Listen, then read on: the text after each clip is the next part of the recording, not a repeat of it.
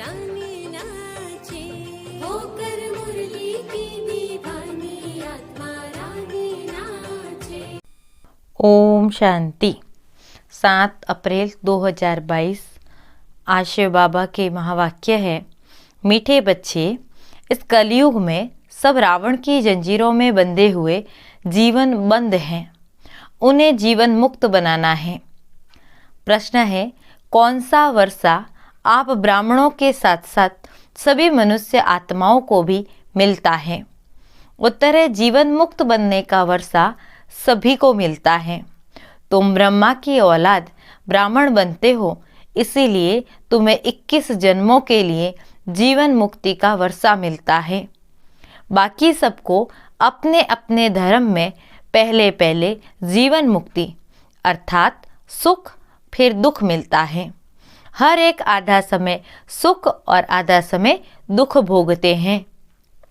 बाकी हर एक स्वर्ग के सुख नहीं भोग सकते, उसके लिए तो ब्राह्मण बनना पड़े, पाठशाला में शिक्षा लेनी पड़े, माया पर विजयी बनना पड़े। गीत है, मुखड़ा देख ले प्राणी जरा दर्पण में। ओम शांति। यह किसने कहा? अपने दिल रूपी दर्पण में देखो कि कितने पाप हैं, कितने पुण्य हैं, अर्थात 5 विकारों पर जीत कितनी पहनी है। हम लायक बने हैं श्री नारायण को वरने के, क्योंकि जीवन मुक्ति व स्वर्ग के मालिक तो राजा रानी ही बनते हैं, प्रजा भी बनती है। तो दर्पण में अपने को देखना है कि माँ बाप जितनी सेवा हम कर सकते हैं। यह सिर्फ तुम ब्राह्मण ही जानते हो कि यह कलयुग है और सब जीवन बंध में है, एक भी जीवन मुक्ति में नहीं है। तुम भी जीवन बंध में थे। अभी जीवन मुक्ति पाने के लिए बाप पुरुषार्थ कराते हैं। बाप ने समझाया है, इस समय सब मनुष्य मात्र जीवन बंधन में है, क्योंकि है ही कलयुग। रावण की जंजीरों में बंधे हुए हैं। कलयुग है बंधन वाला, सतयुग है जीवन मुक्त। राम राज्य में यथा राजा रानी तथा प्रजा सब जीवन मुक्त हैं। रावण राज्य में जीवन बंद है, यथा राजा रानी तथा प्रजा। इस समय सब मनुष्य मात्र जीवन बंद में है, तमो प्रधान दुखी हैं। अब सबको सतो प्रधान में जाना है। सतो प्रधान शुरू होता है सतयुग में। हर एक आत्मा को अपना अपना पाठ बजाना है। आत्मा अपने अपने धर्म में जब आती है शांति धाम से, तो पहले पहले जीवन मुक्त है। सतयुग और त्रेता में किसको जीवन बंद नहीं कहेंगे, क्योंकि रावण राज्य ही नहीं है। कलयुग में रावण राज्य है, तो सारी पृथ्वी पर जीवन बंद राज्य है। आदि सनातन देवी देवता धर्म का पहला नंबर जो है, वह भी जीवन बंद में है। अब जीवन मुक्त बन रहा है। जीवन मुक्ति का अर्थ यह नहीं कि सभी सतयुग त्रेता में आ जाएंगे, नहीं। रावण के दुख से छुड़ाना, उसको ही जीवन मुक्ति कहा जाता। मनुष्य मनुष्य को मुक्ति व जीवन मुक्ति दे नहीं सकते। मुक्ति अर्थात निर्वाण धाम में सबको बाप ही ले जाते। पहले सब मुक्ति में जाएंगे, फिर जीवन मुक्ति में नंबरवार धर्म अनुसार आएंगे। ऐसे नहीं कि सतयुग में नहीं आते तो जीवन मुक्त नहीं कहला सकते।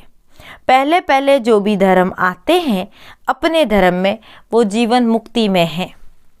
आत्मा को पहले सतो प्रधान बनना है, फिर सतो रजो में आना है।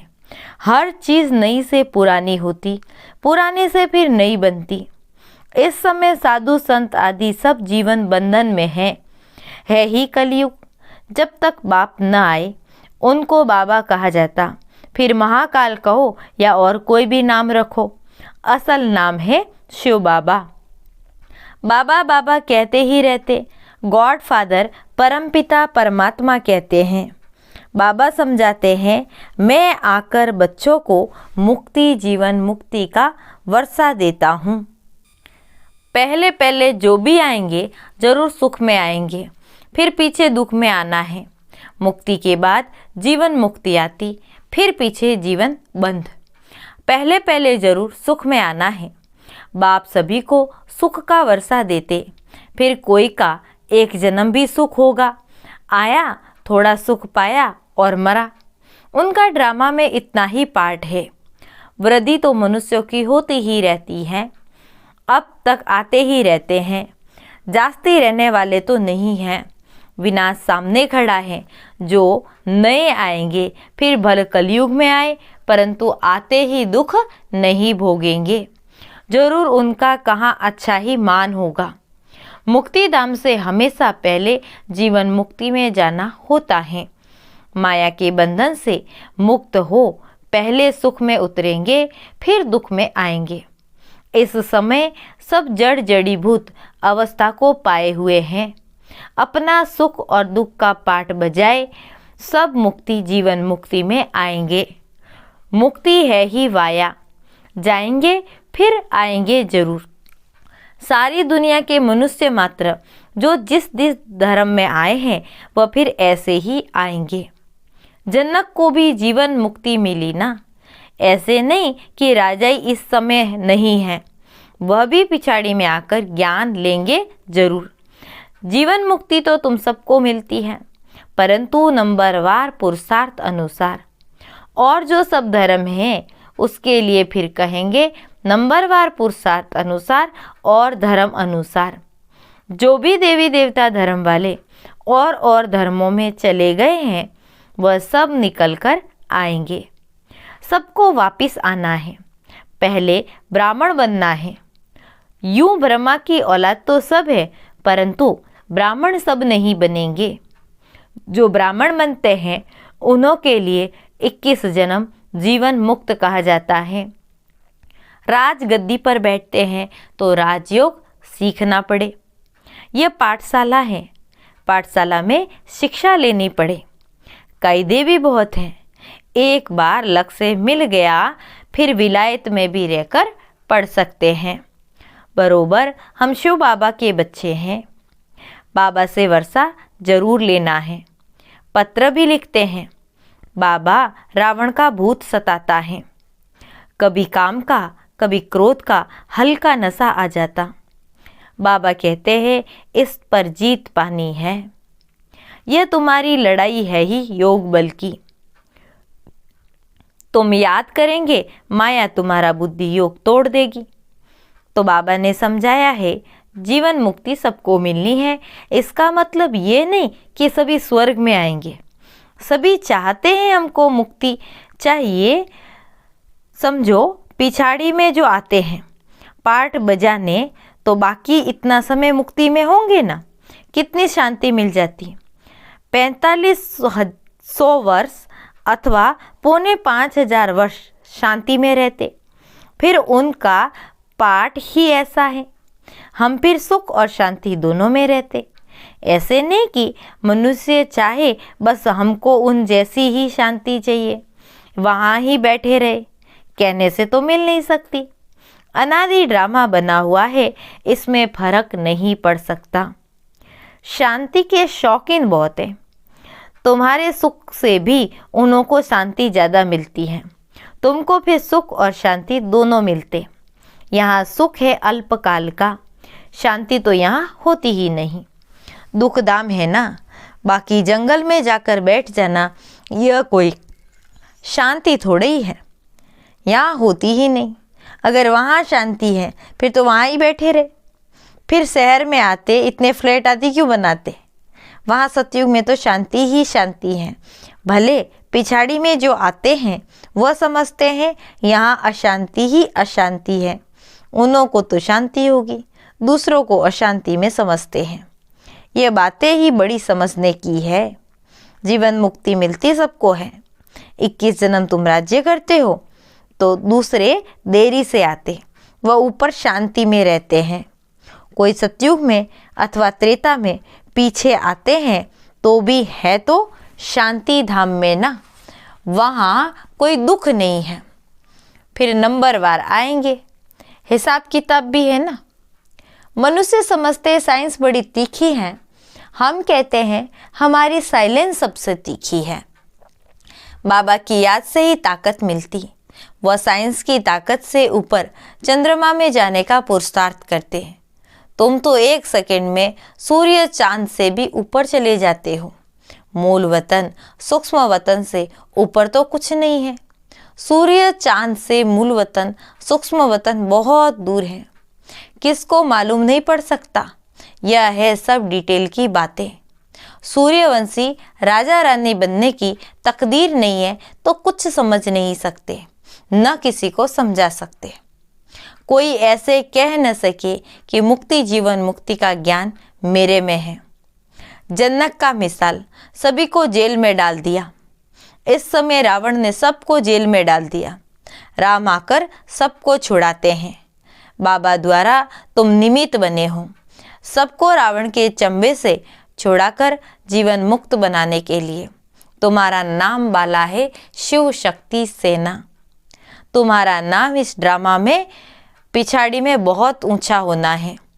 जब से बाप आया है तो माताओं का मर्तबा दुनिया में भी बहुत ऊंचा है। पहले विलायत में माताओं का मर्तबा बहुत था। वहाँ बच्ची पैदा होती तो बहुत खुशी मनाते। यहाँ बच्ची पैदा होती है तो खटिया उल्टा कर देते हैं। बर्थडे भी नहीं मनाते। वैसे कन्याओं का कन्हैया गाया हुआ है। वास्तव में तुम सब कन्याएं हो। तुमको यह नया जन्म मिला है। बाकी पढ़ाई में सब नंबरवार है। आत्मा तो छोटी बड़ी नहीं होती, शरीर छोटा बड़ा होता है। अब बाबा कहते कोई झट समझ जाते, किसकी तकदीर में नहीं तो समझ नहीं सकते। जीवन मुक्ति और जीवन बंद ये दोनों स्थूल वतन की बात है। सतयुग से लेकर जीवन मुक्ति होती है, फिर जीवन बंद होते हैं द्वापर में। अभी सुख को सब भूल गए, दुख में पड़े हैं। ऐसा कोई है ही नहीं जो कहे कि हमने 21 जन्म सुख लिया था। अब रावण राज्य होने के कारण मूत पलीती हो गए हैं। वहाँ रावण राज्य है ही नहीं तो मूत पलीती कैसे हो सकते। गाया जाता है योग बल और भोग बल। वहाँ योग बल से बच्चे पैदा होते। तुम रस्म तो जानते हो, दूसरों की तो कोई बात है ही नहीं। अमेरिकन आदि की रस्म रिवाज वो जाने, हम अपने रस्म रिवाज को जान गए हैं। हम सतयुग के रहने वाले हैं। वहाँ हमारी रस्म रिवाज भी नहीं होगी, उस पर हम चलेंगे जैसे कल पहले तुम चले थे। जो हुआ होगा वही अब होगा। पहले ध्यान में जाकर रस्म रिवाज देख कर आते हैं, परंतु फिर भी ऊंच पद पाने का पुरुषार्थ तो करना है। जिन्होंने वहाँ की रस्म रिवाज बताई वह सब अभी है ही नहीं, तो इनसे कुछ फायदा तो होता नहीं। तो सारा मदार पढ़ाई पर है। योग और ज्ञान। योग अर्थात बाप को याद करना, ज्ञान अर्थात चक्र फिराना। है तो सहज ना। बाबा कहते हैं मेरे पास आना है इसलिए मुझे याद करो। मनुष्य को मरने समय कहा जाता है राम राम कहो। अर्थ कुछ भी नहीं समझते। श्री कृष्ण कहने से भी वहाँ पहुँच तो नहीं जाते। ले जाने वाला फिर भी बाप है। विकर्म विनाश होने बिगर तुम वापिस कैसे जाएंगे। अभी सबकी कयामत का समय है, फिर अपने अपने समय पर आएंगे। यह पॉइंट धारण करनी है और नोट करनी है। तुमको माता पिता को फॉलो करना चाहिए। मम्मा कभी किसी को तंग नहीं करती थी। कईयों की बहुत रिपोर्ट आती थी मैनर्स नहीं है। परमपिता परमात्मा पढ़ाते हैं कितना दिमाग चाहिए। अच्छी चलन वाले पर सभी का प्यार रहेगा। कोई तो बड़ा तंग करते, अपने आप को ही चमाट मार देते तो पद भ्रष्ट हो जाएगा। गाया जाता है हिंदू लोगों ने अपने आप को चमाट मारी। ईश्वर जो राज्य भाग्य देता है उनको सर्वव्यापी कह दिया। यह अपने को चमाट मारी तब यह हाल हुआ। शास्त्रों में दिखाया है कि भगवान कहते हैं मैं सर्वव्यापी हूँ, परंतु अभी खुद भगवान कहते हैं कि मैं कोई तुम्हारे जैसा थोड़े ही हूँ जो अपने आप को चमाट मारूंगा। क्या मैं कुत्ते बिल्ली में हूँ। बाप कहते हैं तुमने मेरी ग्लानि की है। ये भी ड्रामा। फिर ऐसे ही होगा।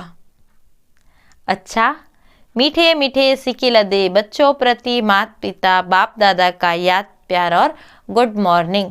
रूहानी बाप की रूहानी बच्चों को नमस्ते। हम रूहानी बच्चों की रूहानी बाप दादा को याद प्यार गुड मॉर्निंग और नमस्ते। मूल्य का सार है, पहली पॉइंट, कोई भी उल्टी चलन नहीं चलनी है, अच्छे गुण धारण करने हैं, माता पिता को फॉलो करना है। दूसरा पॉइंट, योग बल से काम क्रोध के हल्के नशे को भी समाप्त करना है। निमित्त बन सबको रावण की जंजीरों से छुड़ाने की सेवा करनी है। वरदान, क्या, क्यों, ऐसे और वैसे के सभी प्रश्नों से पार रहने वाले सदा प्रसन्नचित्त आत्मा भव। जो प्रसन्नचित्त आत्माएं हैं वे स्वयं के संबंध में व सर्व के संबंध में, प्रकृति के संबंध में किसी भी समय किसी भी बात में संकल्प मात्र भी क्वेश्चन नहीं उठाएंगे। यह ऐसा क्यों, या यह क्या हो रहा है, ऐसा भी होता है क्या। प्रसन्नचित्त आत्मा के संकल्प में हर कर्म को करते, देखते, सुनते, सोचते यही रहता है कि जो हो रहा है वह मेरे लिए अच्छा है। वे कभी क्या, क्यों, ऐसा वैसा इन प्रश्नों में उलझन में नहीं जाते। स्लोगन, स्वयं को मेहमान समझकर हर कर्म करो तो महान और महिमा योग्य बन जाएंगे।